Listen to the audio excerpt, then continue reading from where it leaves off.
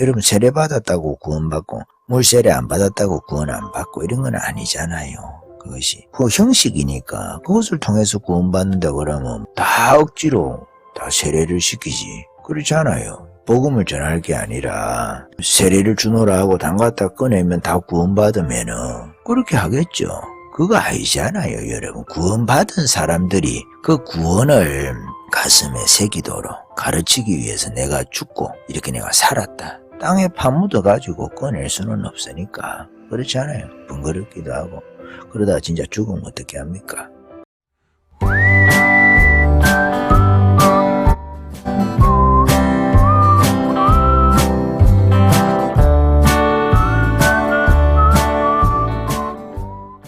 우리가 의식이나 형식이라는 것이 있잖아요. 예배도 마찬가지고 믿지 않는 자들에 대해서는 제사. 천주교에서는 한 7가지 정도의 의식을 가지고 있죠.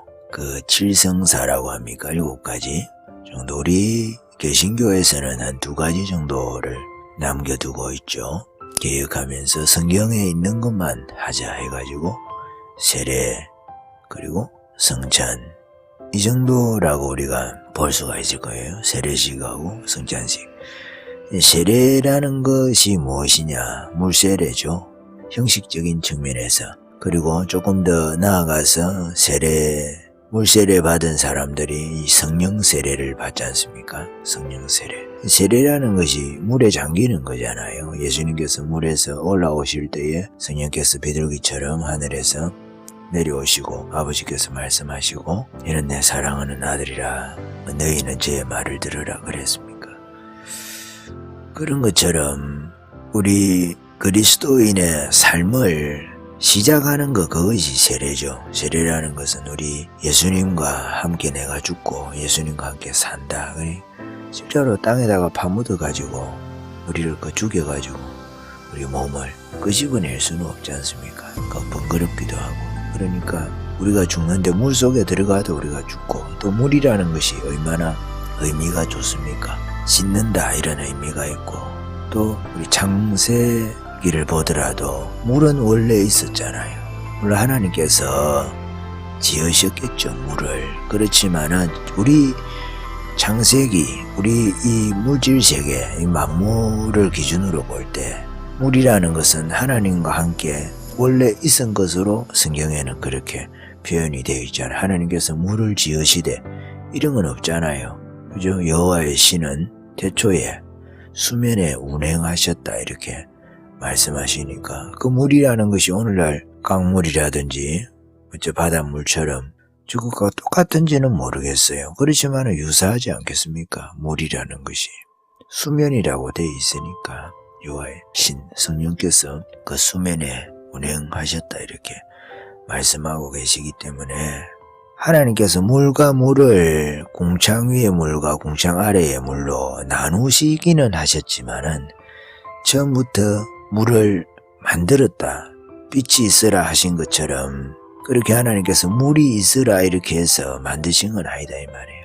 이게 창조의 원재료로 하나님께서 물을 있도록 해두시고 그 다음에 그 물을 재료로 해가지고 흙도 만들고 또 흙에서 인간도 만들고 짐승도 만들고 흙에서 또 나무가 자라나도록 물론 그것만 물만 가지고 물질의 세계를 다 만들었다 그렇게 볼 수 있는지 없는지 그것까지는 우리가 따지기 어려울 수 있습니다. 왜? 빛이라는 게 있기 때문에 빛이라는 것과 물이라는 것을 어떻게 조화를 해서 하나님께서 이 세상의 것을 만들었는지 그 구체적인 방법에 대해서 우리가 알 수는 없겠죠.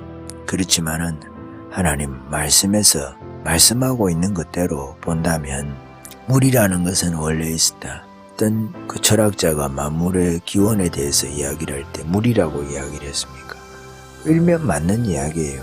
물이라는 것이 물로 지어졌기 때문에 이 만물이라는 것이 물을 가지고 만들었기 때문에 일면 맞단 말이에요. 물론 만물의 기원 제1원인이라고 하는 더 이상 원인이 없는 그 자존성이라는 거 있잖아요. 어떤 거에 도움이 없이 그냥 존재하는 거 그것을 자존성이라고 하잖아요. 그 자존성이라는 건데 그 자존성이 있다는 거예요. 물이 자존성이 있다는 것이 아니라 제일 원인이라는 것이 자존성을 가지고 있어야 되는데, 그렇게 볼 때는 만물의 기원은 하나님이죠, 당연하게. 그렇지만은 이 물이라는 것은 이 창조의 영역에 있어서 처음에 물이 존재하는 걸로 일단 전제를 깔고, 그 전제 위에서 물을 가지고 바다, 그리고 노아 홍수 때 땅에 쏟아졌던 그 공창 위에 물이 있다는 거죠. 공창 위에 물. 그래서 태양에서 해로운 강선 있잖아요. 그런 것을 다 차단해주는 그런 게 있었다는 거 아니겠습니까? 그래서 물이라는 것이 창조의 물질 세계 안에서의 근원.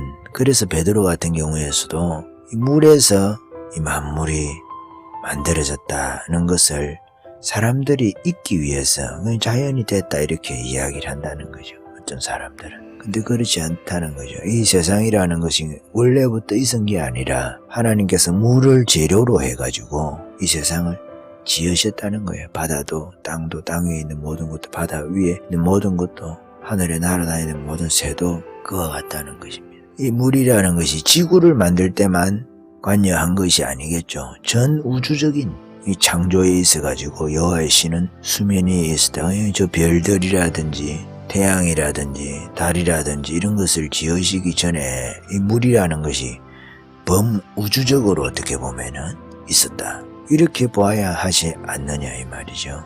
물이라는 것이. 그러면서 또 그 지구를 만드실 때 이 조그맣게 또 물을 가지고 우주적인 것에 비하면 조그만하다 이 말씀을 드리는 거죠. 그래서 하나님께서 우리가 물 세례를 받는다 할 때 물이라는 것이 우리 인간 태어날 때도 엄마 배 속에서 그 물 속에서 이렇게 태어나는 것과 유사하지 않습니까? 태어날 때도 하나님께서 지구를 만드실 때도 물에서 이 애기 태어나게 하듯이 말이죠. 알 태어나게 하듯이 알을 낳듯이 닭이 그런 식으로 이 지구를 동그랗게 해가지고 만드신 거 아니겠어요? 그렇다 이 말이에요. 그래서 물이라는 것은 우리가 새롭게 사는 거, 창조, 이 사람들이 하나님께서 이 세상을 지으신 것을, 물을 가지고 지으신 것을 사람들이 잊고 살 때에 노아 홍수를 통해 가지고 물로 덮어버리잖아요. 원래 물을 가지고 만들었으니까. 한편으로는 기억하라고 하나님께서 너희 원인, 인간이 흙으로 돌아가면서 흙에서 왔구나 이런 걸 깨달으면 좋은데 그 깨닫지 못할 때 흙이라는 것은 또 물에서 왔잖아요. 그 이전의 원인을 가지고 또 심판을 하는 거죠. 결국 하나님께서 또 이 세상을 불로 또 심판하신다 이렇게 말씀을 하시지만은 여기까지는 그렇다 이 말이에요. 아직 그 불로 이 세상을 체질이 물처럼 불에 녹아가지고 이 모든 것이 물처럼 녹아내릴 그때는 아직 오지 않죠. 그래서 만물을 하나님께서 그렇게 하실 때도 있죠. 있지만은 우리가 아직 그 물과 물 심판과 불 심판 사이에 우리가 살고 있는 거 아니겠습니까? 그래서 이 물이라는 것은 새로운 창조, 그리고 한편으로는 심판, 한편으로는 분리의 의미도 가지고 있지 않겠습니까? 노아의 홍수를 보면 이전 세대하고 이후의 세대, 물이 그냥 있을 때하고 하나님께서 간섭을 하셔가지고 물을 재료로 땅을 만드시고 흙을 만드시고 그것을 통해서 기초로 해서 모든 만물을 만드시는 그런 원재료니까 하나님께서 우리에게 물로 세례를 주실 때도 원재료, 하나님의 창조를 기억하고 그리고 이전 것은 이제는 있고 새롭게 그리스도 안에 있으면 새로운 피조물이라 이전 것은 지나갔으니 보라 새 것이 되었도다 이런 말씀도 있지 않습니까? 물세례라는 것이 그렇다는 거죠. 물세례라는 것이. 그래서 물로 우리가 세례를 받는다는 것은 이전의 삶, 이전의 나죠. 나의 세상, 내가 왕이 돼가지고 나를 다스리던 그런 세상 있잖아요. 내가 죄를 짓고 의지적으로 죄를 짓고 마음으로 죄를 짓고 생각으로 죄를 짓고 죄 지은 것을 또 내 생각을 통해서 이 이성 있잖아요. 이성, 지성, 이 생각을 통해 가지고 변호를 하는 거죠. 자신의 죄에 대해서 변호사를 자기가 세우는 거죠. 이성으로 합리화, 정당화 이런 거 시키지 않습니까? 근데 그런 삶을 이제 우리가 회개를 함으로 인해서 내가 내 죄를 스스로 변론하는 것이 아니라 내가 죄인이 아닌 것으로, 철학이 그렇잖아요. 세상의 모든 종교가 그런 것입니다. 과학도 일종의 그런 측면이 있어요. 자신의 죄를 회개하지 않은 사람들이 자신의 죄를 정당화시키는 거예요. 한편으로 과학을 가지고. 진화론이라는 것이 마치 그와 같고 과학의 영역에서 하나님의 영역을 배제시키는 것이 그렇잖아요. 과학을 할수록 하나님을 배제시킬 수가 있습니까? 하나님께서 과학자이신데 하나님의 과학으로 이 세상을 만드신 것이죠. 만드신 이후에 개입하지 않는 것도 아니죠. 또 루소의 생각처럼 하나님께서 만물을 지으시고 멀리 떨어져 계신 분이 아니다 이 말이에요. 이신론이라는 거, 멀리 계신 하나님, 그렇지 않아요. 범신론을 이야기를 하려는 것도 아니고 자연신론을 이야기를 하는 것이 아니에요. 이 세상 안에 하나님께서 깃들어 계신다, 그런 이야기를 하려고 하는 것이 아니에요. 이 세상 안에 하나님께서 원리를 주시고 하나님을 발견할 수 있는 것들이 이 세상 안에 깃들어 있지만은 하나님의 본체로 이 세상 만물 안에 깃들어 있는 건 아니잖아요. 하나님을 발견할 수 있는 것이 하나님의 흔적들이, 인간도 마찬가지, 인간도 이 세상 안에 인간이잖아요. 그렇지만 이 인간 안에 하나님의 본체가 성령받은 사람들은 있지만은, 성령받은 사람들은 성령도 하나님의 본체시잖아요. 한편으로 이야기를 하면 성령께서 하나님의 본질이잖아요. 하나님의 본질. 성자, 성부, 성령, 성부, 성자, 성령이 계실 때에 성부만 본체가 아니잖아요. 성자께서도 본질이잖아요. 본질, 하나님의 본질. 그 하나님의 본질이 인간의 몸을 입고 오셨지 않습니까? 그러니까 참신과 참 사람이 되시려고 우리는 찬양하지 않습니까? 성령께서도 마찬가지예요. 성령께서 그 본질이 우리 성령 세례 받을 때에 성령의 그 본질이 우리 안에 와 계시대. 이거 엄청난 사건입니다. 인간이라는 이 하찮은 것을 위해서 하나님께서 성자도 오시고 그 본질이 오신 거죠. 본질이 인간의 몸을 입고 오신 거예요. 예수님이 본질은 하나님 우편에 그냥 계시고 예수님이라는 분이 하나님 우편에 예수님이 계시고 가현설처럼 가짜로 인간의 몸 안에 온 게 아니에요. 성자의 그 본질이 인간의 몸을 입고 왔다 이 말이에요. 이 신비를 우리가 알 수는 없죠. 그 신비를 우리가 다 알 수는 없어요. 그러나 우리가 성경적 비유, 유비 이런 걸 가지고 그냥 우리가 추정은 할 수 있겠죠. 아담이 만들어질 때 흙으로 만들어졌고 생기가 하나님의 부로부터 성령께서 부어주셨는데, 근데 이런 것이 아니라 하나님께서 한 몸을 준비해가지고 거기에 생기가 온 게 아니라 성자가 그 가운데 들어오신 거예요. 아담에게 하나님의 생기를 부어서 인간이 되게 하듯이 성자라는 그 본질이 그 안에 들어가 오신 거예요. 성자라는 이 엄청난 사건 아니겠어요? 하나님께서 이 자연 안에 오셨다는 것 자체가 똥을 싸야 되고 말이죠. 마리아가 기저귀를 그때 찾는지 안 찾는지 모르지만 그런 것은 어떤 식으로든 간에 마리아의 젖을 먹어야 자랄 수 있는 의존적인 인간, 자존성을 상실한 듯한, 자존성을 상실하시지는 않았지만은 인간으로 왔을 때는 그렇다 이 말이에요. 자존성을 상실한 듯한 그런 인간으로 예수님께서 이 땅에 오셨다 이 말이에요. 그런 것을 우리가 한 번씩 생각을 해볼 필요가 있습니다, 여러분.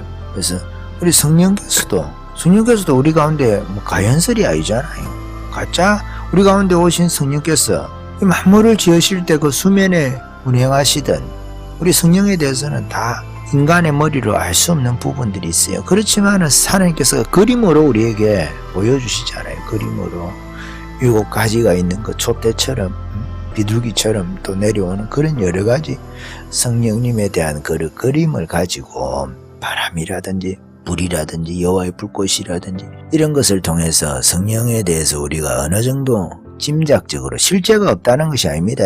실제에 대해서 우리가 다 이해할 수 없으니까 그런 것을 통해서 표현해 주신다 이 말이에요. 이 땅에 있는 것을 가지고. 그리고 새롭게 7촛대가 한 줄기에서 나오듯이 이런 것처럼 새롭게 모형을 만들어 가지고, 그림을 만들어 가지고 인간에게 교보제, 가르치기 위해서 그렇게 하나님께서 우리에게 말씀해 주신다 이 말이에요.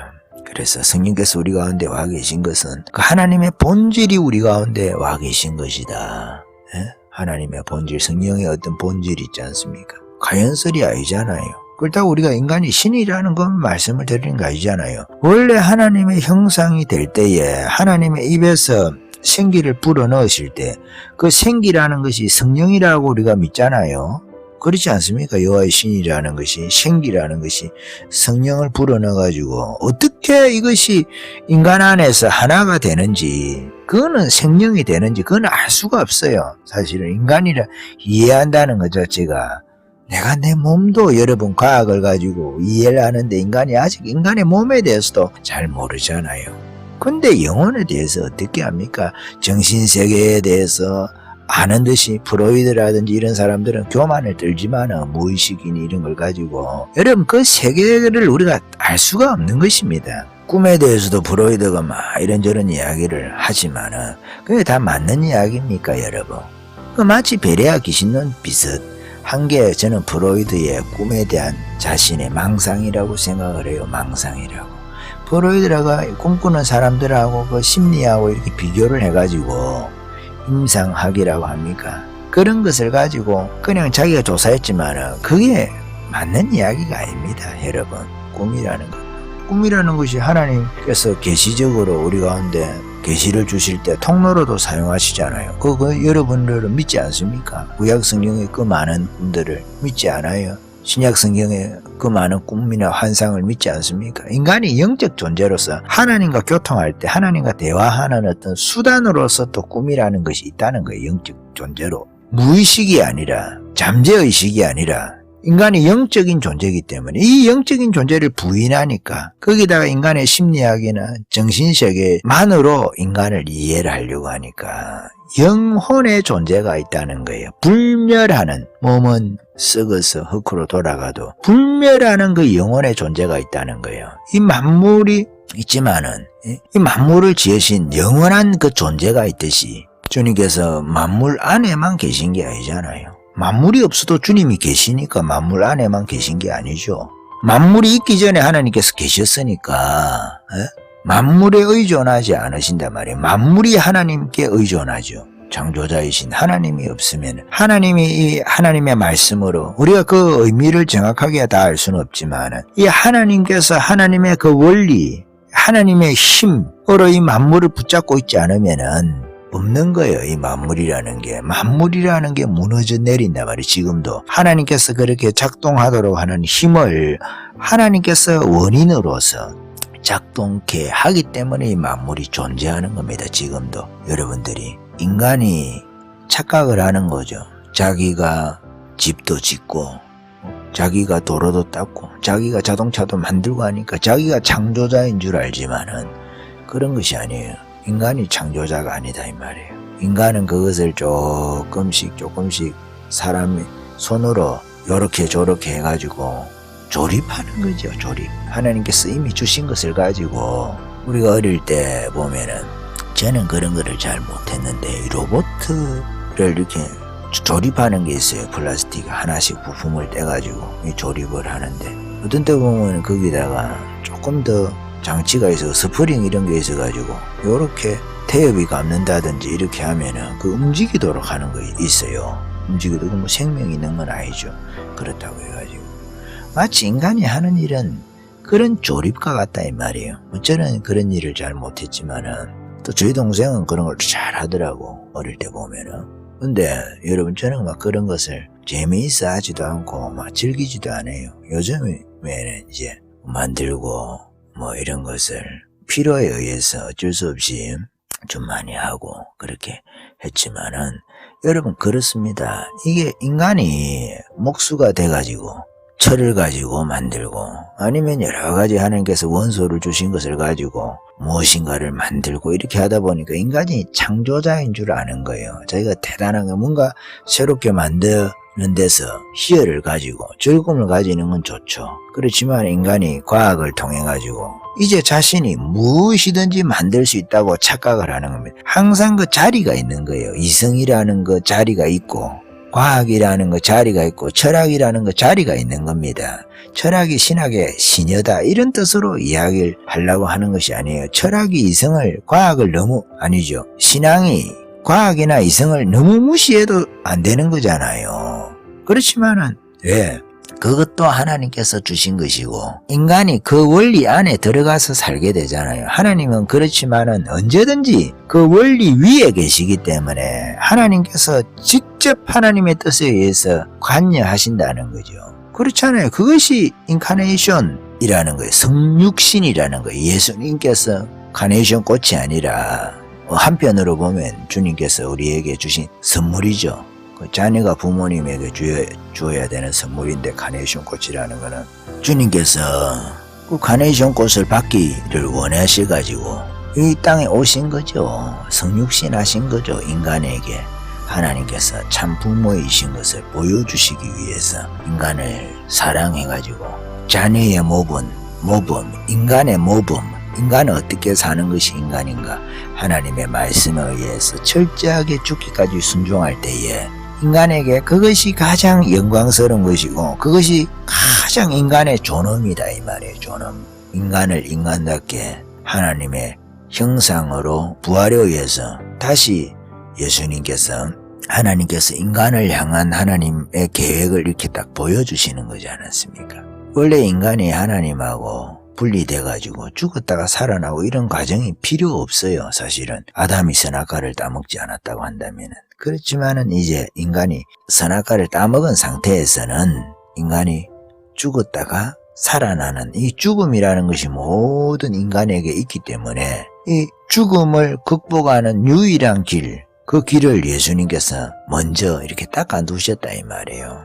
우리의 큰 형님으로 장남으로서 그렇게 해서 영적으로 동생된 자들이 꼭 그와 같이 이 세례에 의해서 중생하는 건 아니죠. 우리가 중생한 것을 세례로 보여주는 거죠. 의식을 통해서 가르쳐주는 것입니다. 우리 가운데 그것을 여러분 세례 받았다고 구원받고 물세례 안 받았다고 구원 안 받고 이런 건 아니잖아요. 그것이 그 형식이니까 그것을 통해서 구원받는다 그러면 뭐 다 억지로 다 세례를 시키지. 그렇지 않아요. 복음을 전할 게 아니라 복음을 전할 게 아니라 내가 뭐 구원받기를 원하는 사람이 있으면은 병상에 누워있는 사람이든 누구든지 막 억지로 교회에다가 뭐 세례식 할 수 있는 그런 뭐 수영장이나 이런 것처럼 만들어가지고 거기다가 세례를 주노라 하고 담갔다 꺼내면 다 구원받으면은 그렇게 하겠죠. 그거 아니잖아요, 여러분. 구원받은 사람들이 그 구원을 가슴에 새기도록 가르치기 위해서 내가 죽고 이렇게 내가 살았다. 땅에 파묻어가지고 꺼낼 수는 없으니까. 그렇지 않아요? 번거롭기도 하고. 그러다 진짜 죽으면 어떻게 합니까? 내가 죽었다 이 말이에요. 내가 죽었다. 죄에 대해서 또 세상에 대해서 또 뭡니까? 자기 자신에 대해서. 사실은 자기 자신에 대해서 죽는 거죠. 자기 자신이라는 거는 내 의지, 내 감정, 내 이성대로 사는 것이 아니라 이제는 감정도 주님께서 기뻐하는 걸 내가 기뻐하고 주님께서 분노하는 걸 내가 분노하고 그렇잖아요. 주님께서 슬퍼하시는 것을 내가 슬퍼하고 그렇게 해서 예수님과 하나가 되어서 살고자 하는 내 자아가 없다는 것이 아니에요. 내 자아가 그리스도를 쫓아서 그리스도의 감정을 쫓아서 그리스도의 지성, 말씀을 쫓아서 그리스도의 의지를 쫓아서 그것이 우리가 성령의 인도함을 따라 사는 거잖아요. 그것이 세례라 이 말이에요. 세례 받은 사람의 삶이 지속되어야 되는 거예요. 내가 날마다 죽노라 하는 것처럼 그것이 세례입니다. 지속성, 세례의 지속성. 구원의 불완전성을 제가 말씀을 드리는 것이 아니에요. 구원의 불완전성을 말씀을 드리는 것이 아닙니다. 구원이 단계적으로 이루어진다. 그런 말씀을 또 드리는 것도 아니에요. 저는 구원의 법정성을 믿는 사람이에요. 구원의 법정성. 그러나 이 구원은 취소가 될 수 있다고 믿기 때문에 켈빈하고는 다르죠. 생각이. 그렇습니다. 그래서 여러분 우리가 이 세례에 머물러야 된다 이 말이죠. 세례에 머물러야 된다. 내가 회개하고 죄에 대해서 매일같이 세례의 의식처럼 그 세례의 형식처럼 내가 매일같이 세례가 주는 그 교훈을 내가 나의 삶에 매일같이 반복하는 우리 구원을 또 뭐 취소됐다가 또 구원을 얻었다가 이런 게 아니고 어떤 행위에 대해서 말이죠. 내가 잘못하면 또 구원이 취소가 되고 또 내가 그리스도 안에 사는 것처럼 믿음으로 사는 것처럼 자기가 생각하는 거죠. 그렇게 하면 또 내가 구원이 확정된 것처럼 그런 것이 아니다 이 말이에요. 우리 구원이라는 것은. 그렇지만은 이 세례 안에 우리가 머물러야 된다.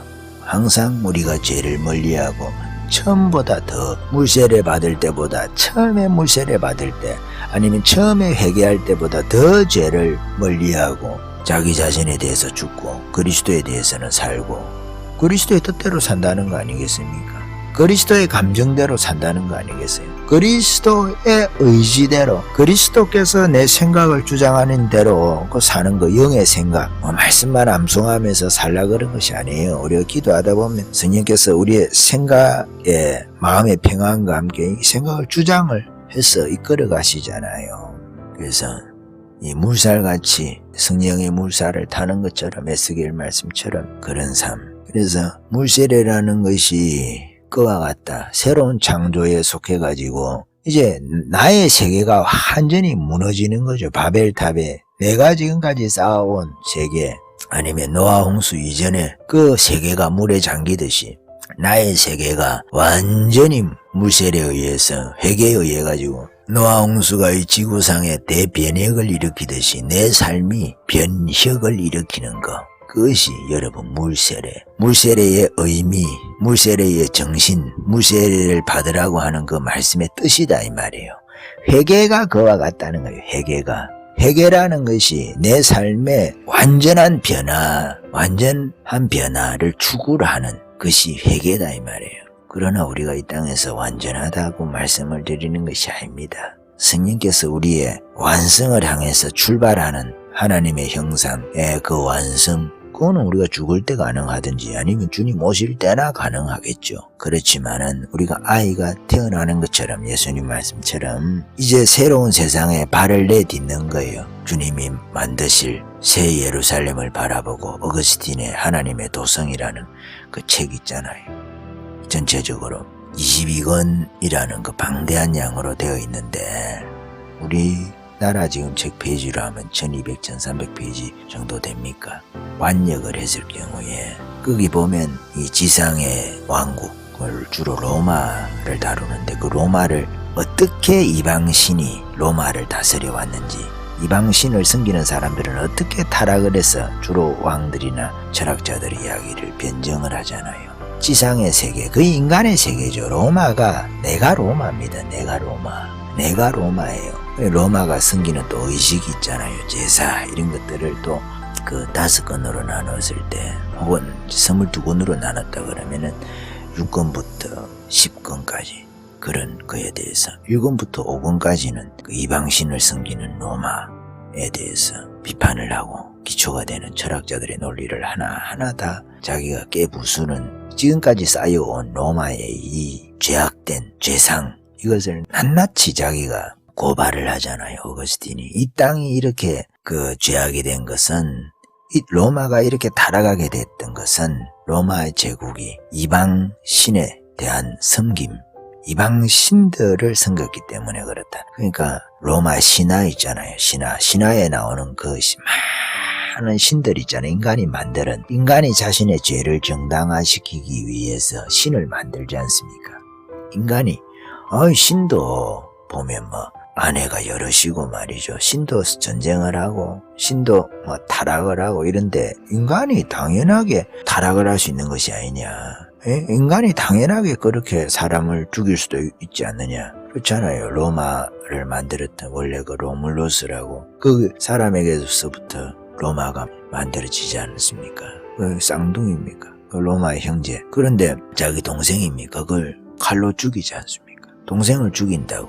카인하고 똑같죠. 카인처럼 아벨을 죽이듯이. 그렇게 해서 자기 동생을 죽이고 만든 나라가 로마다. 이 지상의 제국은 카인 계열의 창세기에 보면 그 계열 있잖아요. 그 제국하고 같다. 이렇게 해가지고 그것은 결국은 우상을 섬기기 때문이고 이방신 많은 신들이 인간이 자기가 신이 되고 싶어 한 것을 신화를 통해서 인간인데 거기다 실제로는 인간이 자기가 되고 싶은 혹은 인간의 실존이라고 좀 표현하면 어렵습니까?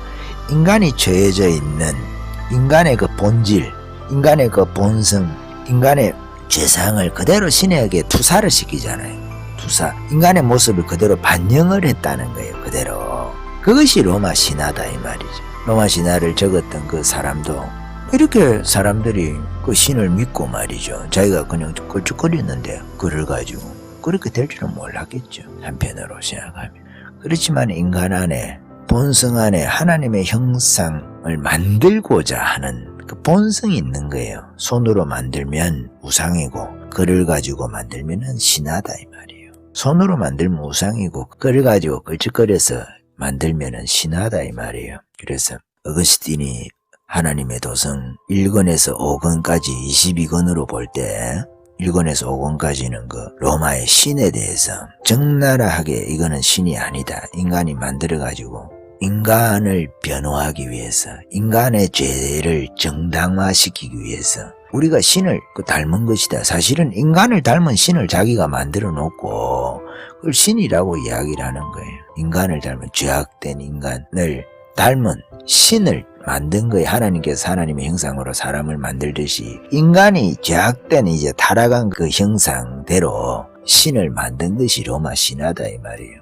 여러분 그런 이야기를 어거스틴이 신국 하나님의 도성에서 하고 있습니다. 이 인간의 세상이 그와 같다는 거죠. 인간의 제국 그게 내가 로마 제국이라는 거죠. 내가 로마 제국이고 내가 스스로 자신의 지성이 우상이 돼가지고 로마인들도 그렇게 생각하잖아요. 인간의 이성이라는 것이 로고스 이데아의 세계에 있는 것의 흔적이다고 내가 이 로고스를 통해 가지고 이데아의 세계를 접할 수 있다 이렇게 보는 거지 않습니까? 이데아의 세계를 가장 많이 닮은 인간에게 이데아의 세계와 같은 그걸 로고스라 이 이성이라고 보는 거거든요. 인간의 이성, 지성 결국은 그것이 여러분 계몽주의, 문해부흥 이런 걸 하면서 로마 신들이 살아나면서 다시 인간이 신이 되고자 하는 그런 방향으로 철학은 발전을 하는 거죠. 과학은 이것을 강력하게 서포트하는 것이고 지지하는 것이고 그렇게 현대까지 와 있다. 저는 그런 관점에서 생각을 합니다. 그래서 인간을 변호를 하는 거죠. 그런데 여러분 변호를 할 게 아니에요. 지성으로 우리가 회개를 해야 됩니다. 회개. 죄인들은 자신의 생각으로 자신의 죄를 정당화시키잖아요. 죄인들은 그렇게 하는 거죠. 죄인들은. 그렇지만은 우리가 그리스도 안에서 의인으로서 발견되고자 하는 자는 자신의 죄를 생각날 때마다 회개하고 생각날 때마다 돌이켜서 물세례의 그 정신, 물세례를 통해서 주님께서 우리에게 가르치고자 하는 그 교훈, 가르침, 도그마를 지키는 것이죠. 그래서 자신을 매일 이렇게 죽이는 거예요. 물 속에다가 넣어가지고 땅에 파묻어가지고 그 죄는 죽고 나는 그리스도와 함께 살도록 매일 그런 삶을 구원이 반복된다는 그런 뜻이 아닙니다. 그렇게 오해하지 말고 우리가 이야기를 하면은 사람이 말귀를 알아들어야 되잖아요. 무슨 뜻으로 이야기를 하는지 여러 가지 의미로 이야기를 하는 것이 아니잖아요. 그죠? 거기에서 담고 있는 그 의미가 있다 이 말이에요. 바리새인들은 말의 형식을 가지고 혹은 그 보여지는 그 자신의 모습 그거를 중심으로 해서 살려고 하지만은 그리스도인들은 그런 것이 아니잖아요. 말을 해도 말의 그 의미를 중심으로 우리가 교회를 다니더라도 교회의 그 형식과 의식보다도 교회의 본질에 중심해서 신앙생활을 하는 사람 그리스도 십자가와 성령이죠. 그것이 우리가 그리스도인 참된 그리스도인 아니겠습니까? 제가 뭐 여러 가지 이야기를 오고 가면서 하지만은 여러분이 세계가 무너져야 된다 이 말이에요. 내 세계가 무너져야 된다 이 말이에요. 어거스틴의 신국론적으로 이야기를 하면은 22권 중에 앞에 10권이 그 로마 제국에 관한 이야기거든요. 물론 그 사이에서도 하나님에 대한 이야기, 성경 이야기 같이 하면서 하는 거지만은 기본적으로 흐르는 골격은 그 로마 제국, 이 세상의 왕국에 대해서 이야기를 하는 것이고 뒤에 11권부터 22권까지는 하나님의 나라에 관해서 이야기를 하는 거거든요. 하나님의 나라, 하나님의 나라의 기원, 어떻게 하나님의 나라가 시작했는지 그 성경을 갖고 그냥 이야기를 하는 거죠. 창세기를 가지고 쭉 설명을 하고 이스라엘 역사를 가지고 설명을 합니다. 기원, 그리고 하나님의 나라는 어떻게 발전되어 왔는가, 그리고 하나님의 나라는 어떻게 완성될 것인가. 하나님의 나라는 그렇습니다. 우리가 물세례라는 것은 어거스틴의 신국적으로 이야기를 하면 하나님의 도성이라는 그 책을 중심으로 이야기를 하면 11권을 우리가 시작을 하는 거예요. 11권을. 이제 세상 나라가 이제 내 로마 제국, 내가 다스리는 그 나의 로마 제국이 무너지고 이제 하나님의 나라가 시작이 되는 거. 그것이 물세례다 이 말이에요. 물세례. 여러분, 여러분들의 나라가 무너졌습니까?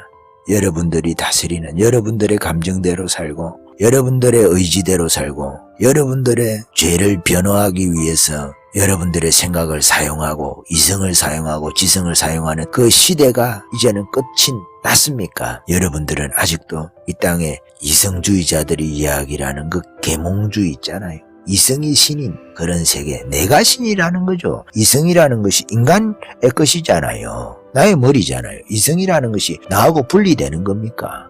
그렇죠? 인간이잖아요. 이성이라는 것은 인간의 엑기스가 이성이라고 볼 수가 있는 거예요. 그 이성이 신이라는 것은 인간이 신이다 이 말이죠. 인간을 신처럼 생각하는 이성무용론을 이야기를 하는 것이 아니에요. 이성이라는 것은 하나님께서 주신 축복이지만은 이 이성은 완전하지 않다. 이 이성도 타락했다 이 말이죠. 주님께서 우리에게 주신 이성이지만 주님께서 우리에게 주신 이성이지만 이 이성이 완전하지 않고 이 이성은 타락했다는 것을 말하는 거 아니겠어요? 죄인들은 이 이성을 통해서 자신의 죄를 정당화시키려고 해요. 루소가 그랬고 다윈이 그랬고 볼테르가 그랬고 니체가 그랬고 프로이드가 그렇게 하는 거예요. 프로이드가 종교에 대해서 어떻게 이야기를 합니까? 집단 무의식처럼 인간이 꿈을 꾸듯이 종교라는 것은 그런 망상처럼 그런 꿈처럼 이야기를 하는 거예요. 하나님은 그냥 없는 존재가 되어버리는 거 아니겠어요?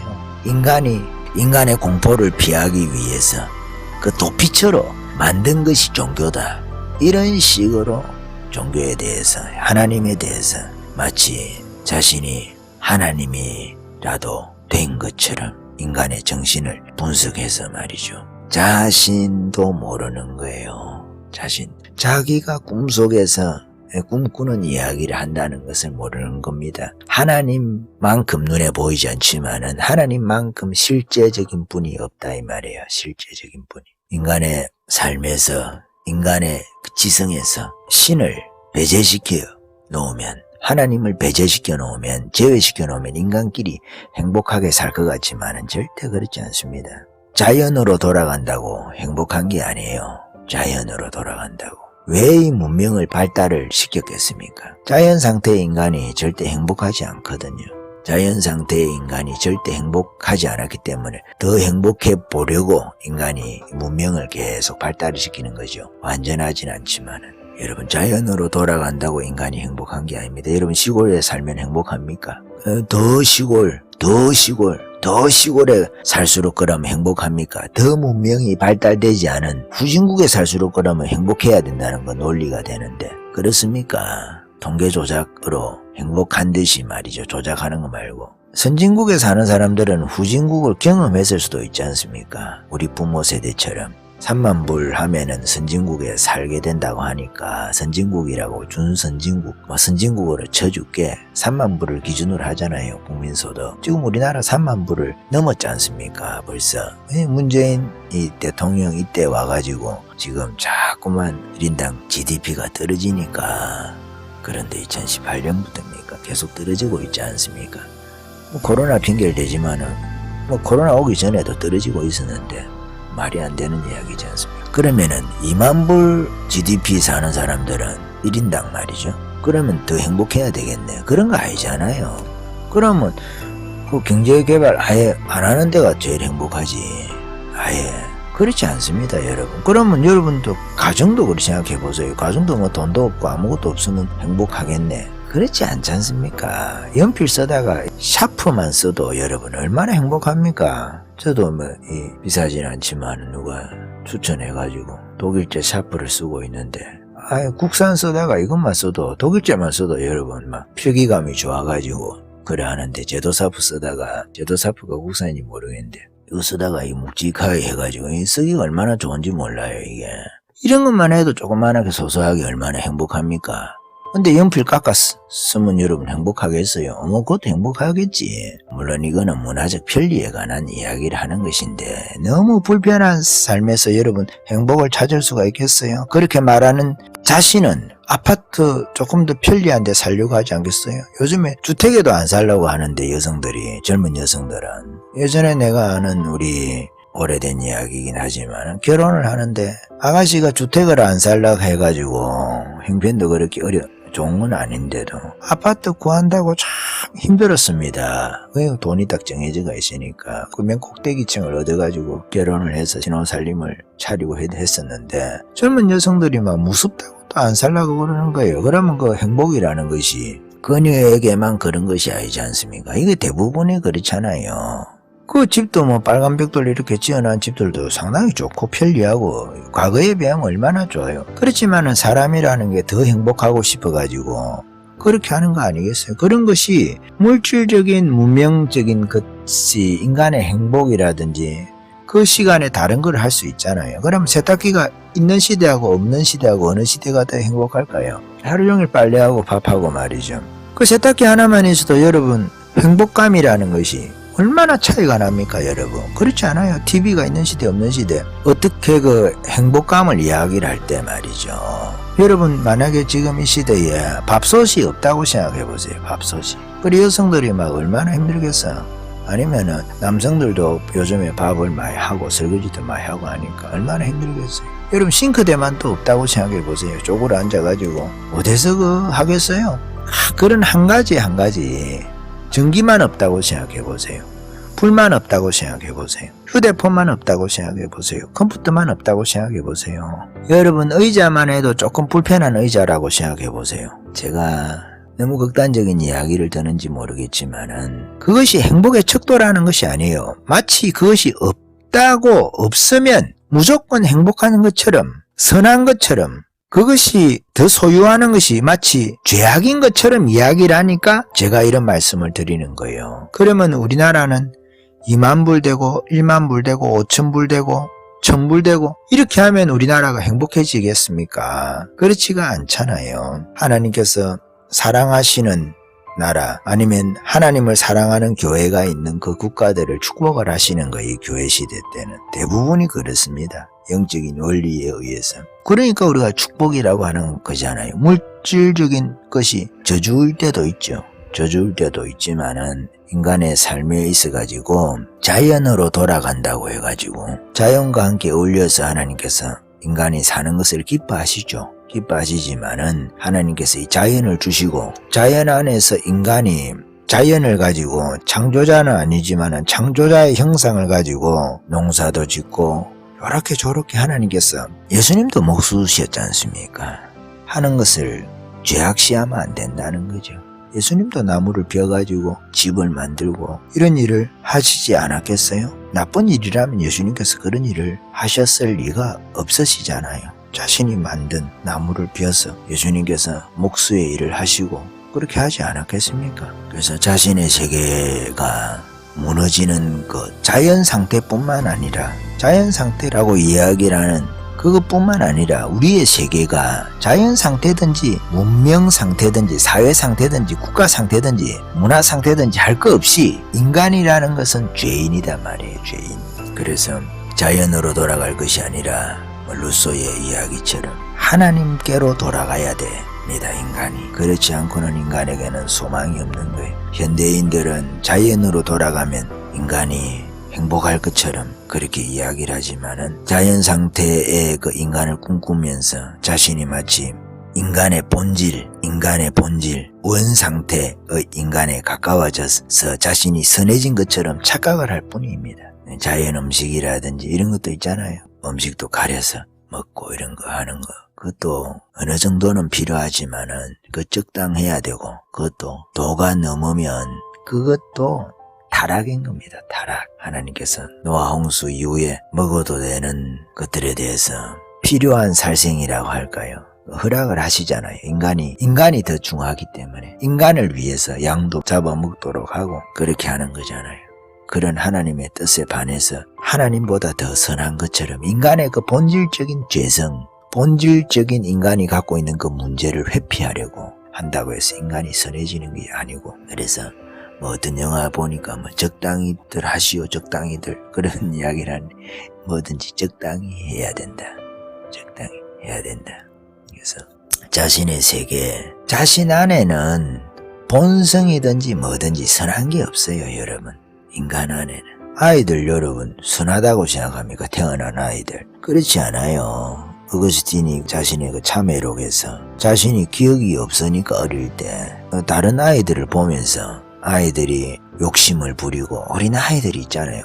젖먹이 아이들도 욕심을 부리고 이런 것을 자기가 관찰을 하면서 나도 저랬을 것인데 주님 내가 기억이 없지만 나의 죄를 용서하여 주시옵소서, 이렇게 회개를 하는 게 어거스틴의 참회록이잖아요. 거기 우리가 다 공감을 하는 거, 인간이. 참회록이 그렇게 많이 읽혔던 거 아닙니까? 하나님의 도성이라는 책보다도 어거스틴의 책이, 하나님의 도성보다 책이 얇으니까 물론 참회록이라는 건 23권인가로 적혀져 있고, 그 분량도 가끔 분량도 더 적으면서 적혀져 있고, 하나님의 도성이라는 책은 22권으로 적혀져 있으니까 각 권의 분량도 조금 많은 것 같고, 그러니까 읽기 부담스러워서 그럴 수도 있겠죠.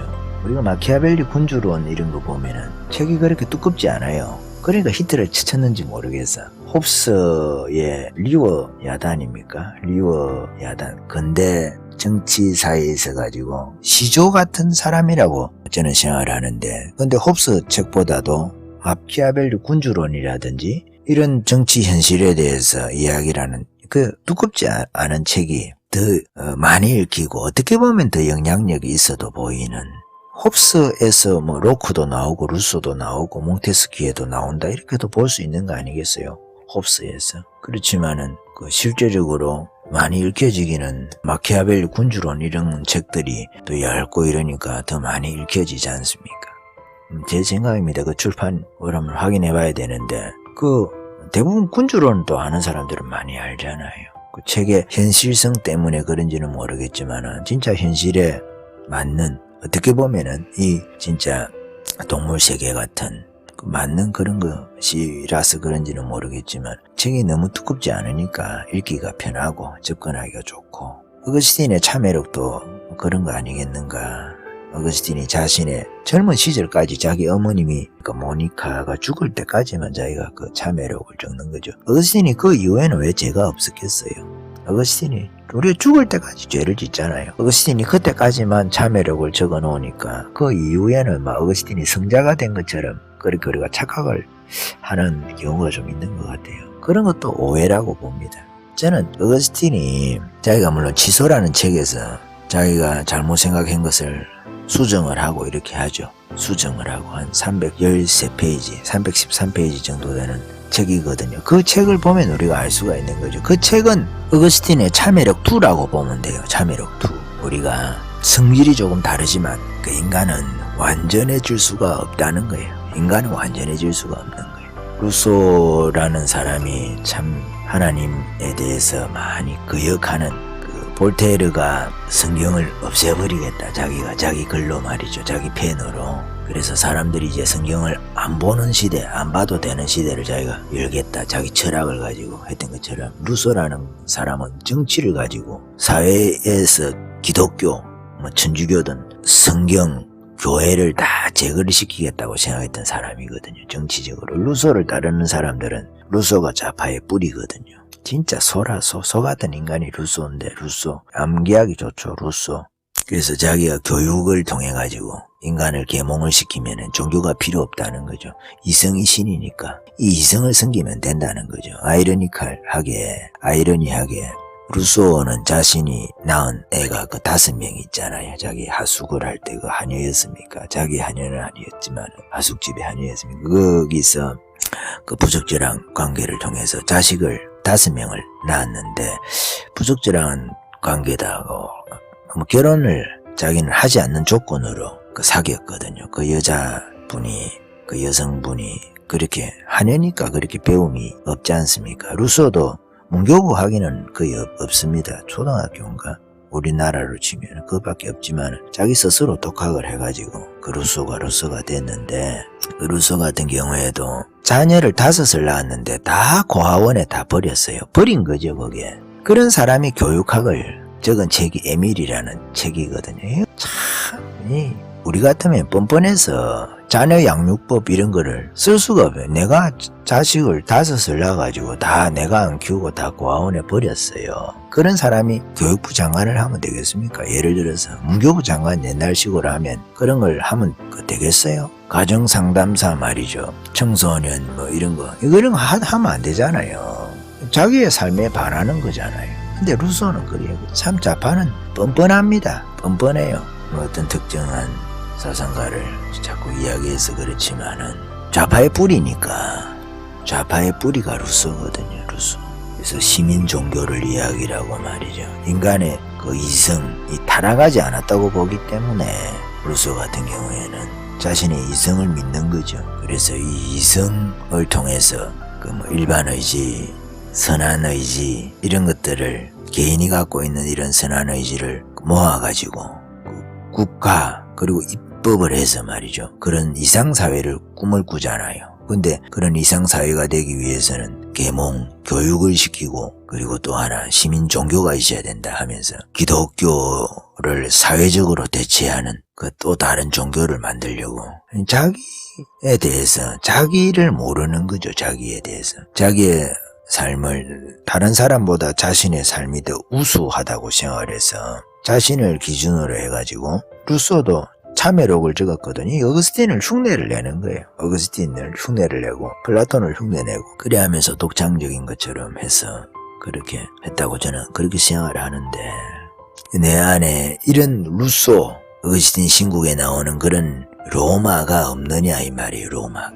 어거스틴 같은 사람도 자신이 그 지서라는 것을 통해서 자신이 이야기한 것에 자기 실수에 대해서 신학적 실수, 철학적 실수라고도 볼 수 있는데 논리적 실수라고도 볼 수 있고 말씀에 대한 오독이라고도 볼 수, 오해라고도 볼 수 있는데 그런 것을 자기가 반성문을 적잖아요. 수정 작업을 계속 하지 않습니까? 그 이야기가 지서거든요. 지서. 한 313페이지 정도 아까도 말씀드렸지만 그때는 책인데 참회록 2라고 보면 되고 참회록의 부록이다. 신학적 참회록이다. 그렇게 볼 수도 있는 거라고 봅니다. 그래서 우리의 삶도 그런 계속 나를 이렇게 취소를 시켜나가는 잘못된 것을 잘된 것을 취소를 시키면 안 되죠. 그거는 계속 발전을 시키고 잘못된 것을 우리가 수정해 나가고 변화시켜 나가는 그것이 물세례다 이 말이에요. 물세례. 이전에 내가 죽고 내 세계가 죽는 거예요. 내 아집도 죽고 더 성경적이라고 생각한다고 하면은 내 세계를 무너뜨릴 수 있는 사람 그 사람이 물세례 받은 사람이 아닌가.